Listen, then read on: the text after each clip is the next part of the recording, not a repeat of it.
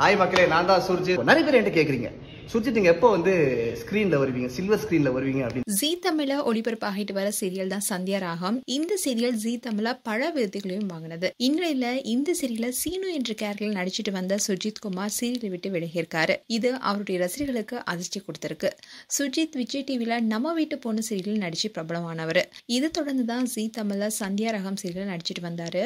இந்த சீரியல்ல ஏற்கனவே தனம் என்ற கேரக்டர்ல நடிச்சிட்டு வந்த தாரா சீரியல்ல இருந்து விலகினாங்க.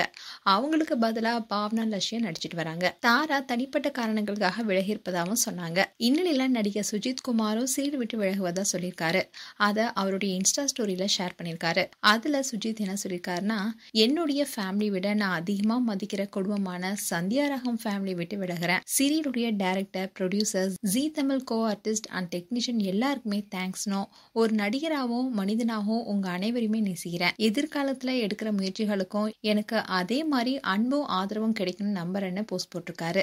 அதோட இன்ஸ்டா ஸ்டோரியில சுஜித் சில வீடியோஸையும் ஷேர் பண்ணிருக்காரு.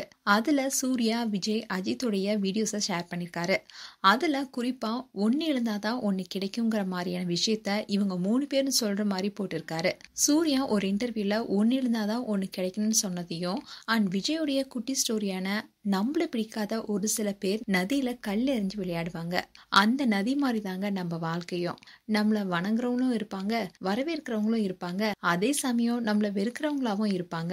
ஆனா நாம நம்ம வேலைய செமையா செஞ்சுட்டு அந்த நதி மாதிரி போயிட்டே இருக்கணும்னு சொன்ன விஷயத்தை தான் அவருடைய ஸ்டோரியில ஷேர் பண்ணிருக்காரு.